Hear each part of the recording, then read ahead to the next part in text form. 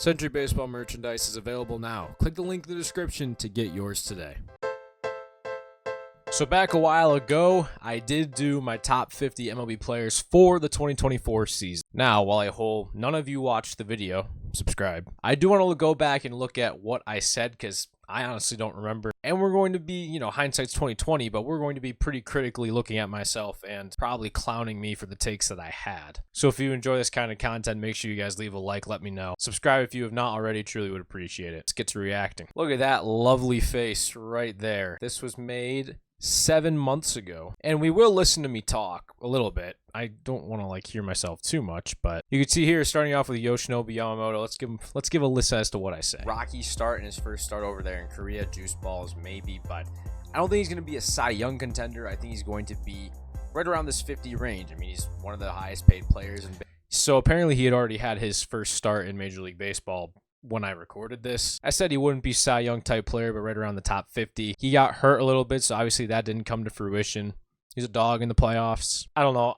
I think that this is overall an L. Okay, Logan Webb put together another solid year. Let's give a little bit better of a defense around him now. And last year he was fantastic too. One of the top 5, I believe, in Cy Youngs. Logan Webb's been one of the better pitchers really since he's been in the league, and I think he deserves to be this 49 spot. I think he'll be a top 10 pitcher for sure in baseball next season.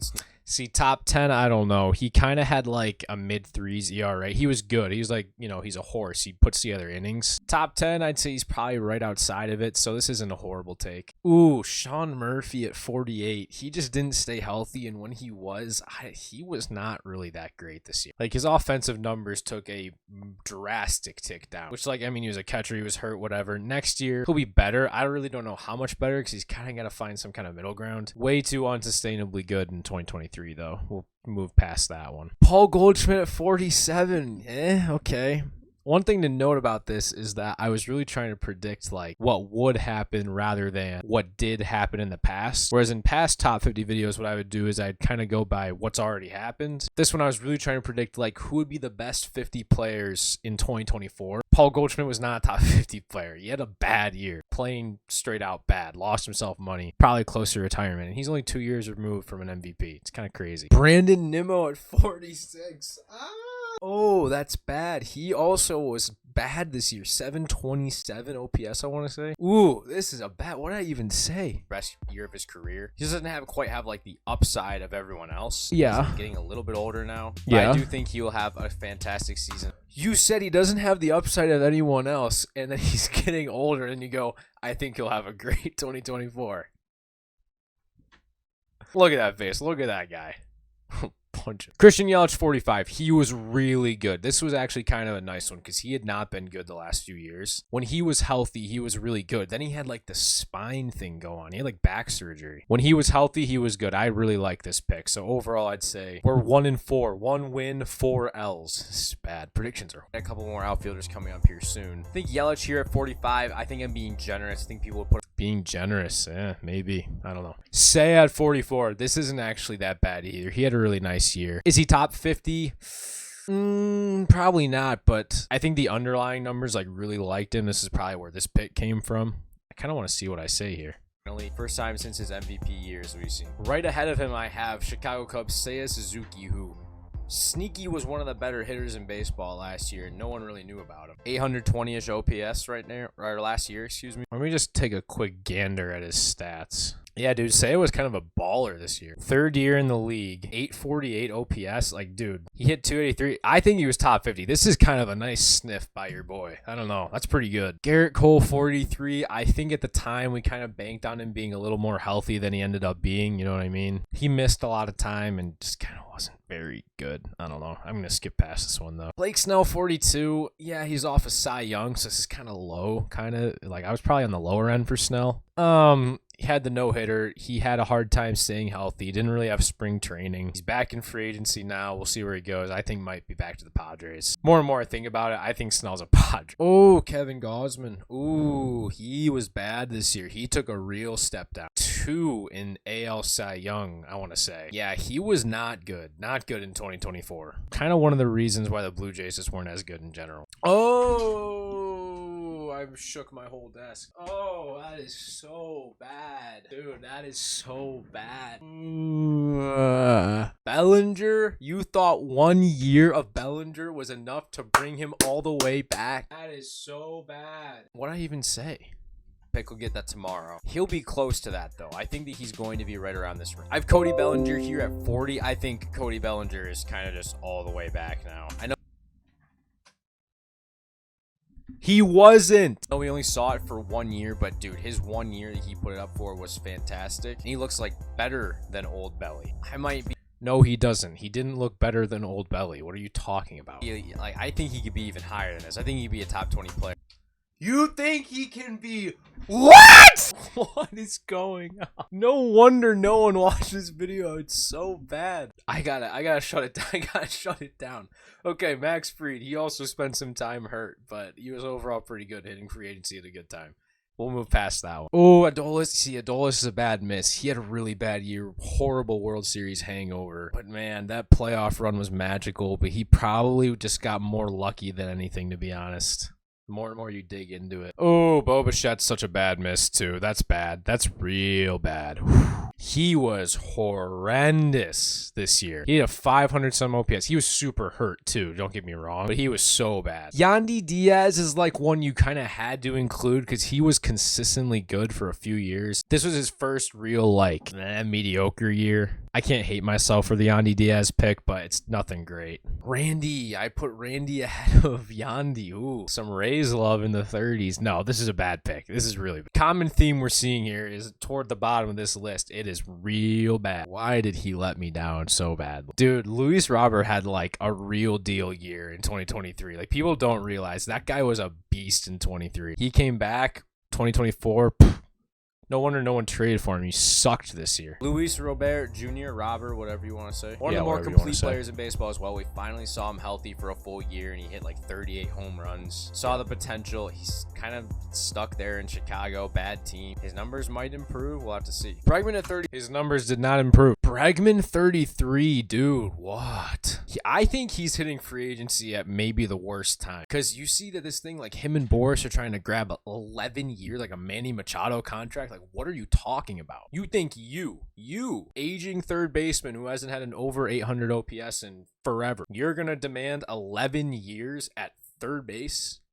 You're out of your mind. Alex Bregman was not a top 50 player. He was okay. He was like comparable to Alec Bohm. Okay, Rafi Devers 32. This is probably pretty perfect. He had like a good year, but not one of his most elite years. So Rafi at 32, we take that. Ooh, Will Smith 31's a bad miss. He had probably his worst year as a professional, not a professional, but in the majors, he probably had his worst year. I don't even know if he was a top 5 catcher. Like this year, like JT Realmuto might have been better than him quietly. Fresh off the 10-year extension, by the way. Earl's king and just kind of flat out hits anything and everything ever since he's been in the big leagues. I'll give you a spoiler now. JT Realmuto is not on this list. Yeah, JT didn't make the list. He probably shouldn't be. JT's been declining the last few years. So Altuve at 30. This was like the first real bad year we saw out of Altuve too. Like his OPS was pretty low 7s. Like he finally looked old, so he wouldn't be on this list again. Oh, I really believed in Xander Bogaerts. What? What?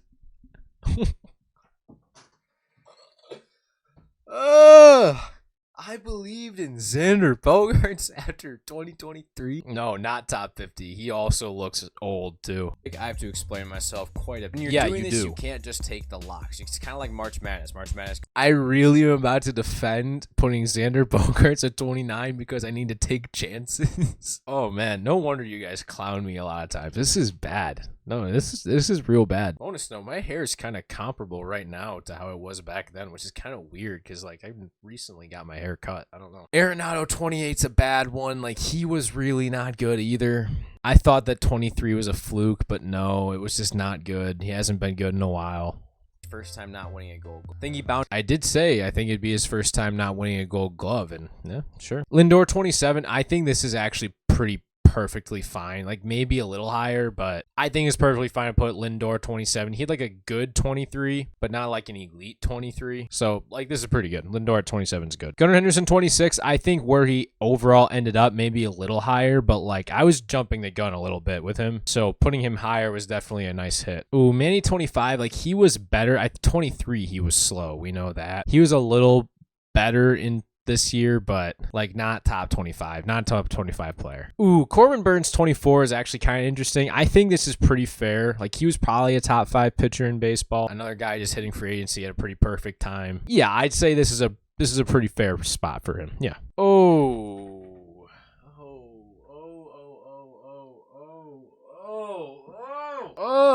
Marcus Semien 23.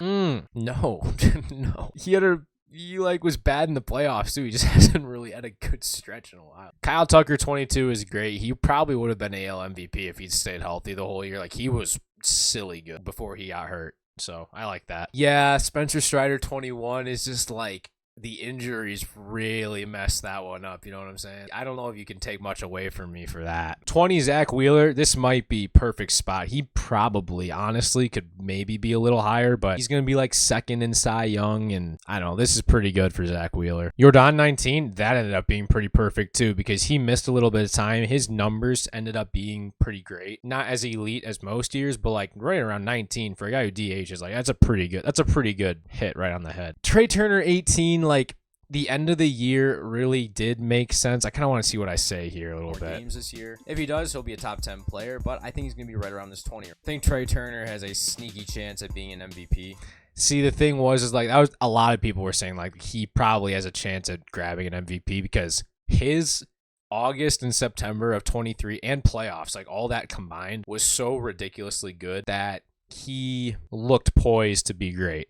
Now, he got hurt from May for about a month. Like most of May, he missed. Don't get me wrong. The guy still hit 300, over 800 OPS. Like he was good. And at shortstop, that's pretty good. His defense is never going to be great. He makes quite a bit of errors, but his range can help a little bit. The stolen bases went away because he got hurt, you know what I mean? But he was at an MVP caliber through mid-July, really, and then he just went into a silly slump, really. His numbers plummeted mid-July to August, and then his numbers on the year just ended up not being great, and the playoffs wasn't much better. So yeah, this is a miss. He was a top 50 player, I would say, but I don't think he wasn't top 20 because he was a shortstop whose offensive numbers ended up being pretty good. Austin Riley 17, like that's pretty, like he was legitimately pretty bad this year. First time in quite a while. He's been top 5 MVP around the last like 3 years.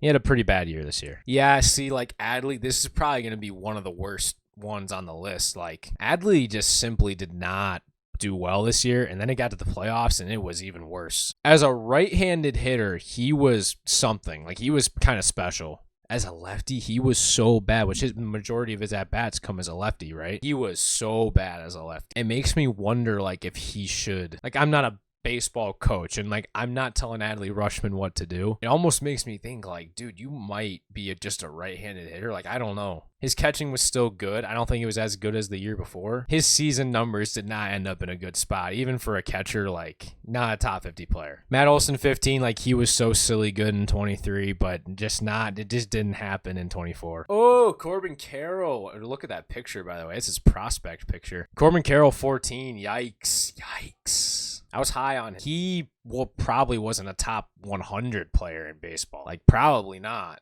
He had a bad year. He ended up hitting like 220. I think he had 26 home runs, but wasn't there. Like it didn't happen for Corbin Carroll. Let me see what I say here. Guys coming here in a row. Corbin Carroll here at 14. Fantastic year last year in his rookie campaign. Was he the rookie of the year? I believe he was. Took his team to a World Series now too. And if he might even get his OPS even higher. It's going to add value to. He didn't get his OPS higher. Sorry, bud. Okay, this is good. Like, Bobby was good in 2024, but the jump to elite was expected by me, and I put it here. I put him right above Corbin because I thought he'd be better. So, good fit by me. He was probably a top 5 player in baseball, though. So, Julio 11, this is bad. Like, I suppose his season numbers actually didn't end up as horrible as I thought that they did. Someone left a comment on the video and was like, his numbers weren't that bad. For a superstar, yeah, they were bad. He had like a 760 OPS. He ended up hitting like 270 270. The homers just like weren't really. He just was not good. His slow starts have to stop if his team is gonna get any. But that's a bad miss at 11. I was high on Fernando. Wow. Don't get me wrong. Nando was awesome. He was a dude again this year. I don't think he was top 10. Top 30, I can listen, but I don't think top 10. Like, Nando was nice. Not that nice. That's great. I kind of want to see what I say. Love Fernando Tatis Jr. People are sleeping on him. Fernando's going to have a fantastic year this year. I say 30-40. 30 home runs, 40 bags. Oh, 40 bags. Another Gold Glove, and you got a top 10. Bryce Harper 9. Was he a top 10 player? Probably not. Like, he probably more like top 20. You can argue because he also has an elite glove at first base now, but about a 900 OPS, 30 some home runs. Like, he might have been a top 10 player. Maybe he's right around it. Jose Ramirez at 8. I feel like I have him at 8 like every year, and he deserves it. Like, especially this year, he was a dog. I think 8's pretty perfect. That's pretty nice.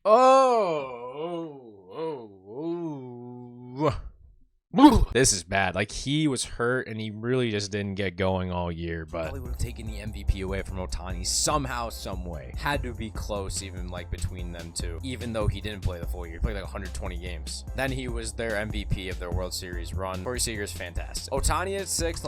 Okay. That was me talking about Corey Seager. Now I'm going to talk about Shohei Ohtani, arguing he should be 6th. I don't think Ohtani should be number 1, but 6 is low. I thought, like, I was higher on him than a lot of people were, to be honest, but I think 6 is low. He was probably like 2 or 3. You know what? He might have been number 1. I don't know. You can argue with me either way. I don't really have a stance on that. Freddie Freeman 5. I say he had a worse year than Bryce Harper had. Like, his playoff, he had a good playoff run, but no, he had a worse year than Bryce, so he probably should have been lower than Bryce. Juan Soto at 4 might be perfect. He probably was like the 4th best player in baseball this year. Aaron Judge 3. Who do I have 2 and 1? Acuna is still left. Judge 3, yeah, sure. He probably should have been 2 or 1. Acuna at 2. Oh my gosh, you know who I put at number 1? Mookie Betts. Oh my. I was high. I did pick him to be my MVP in the video we just did the other day. Mookie won, really. He was the MVP until he got hurt, but like, that's still kind of crazy. I don't know. Overall, this was pretty bad.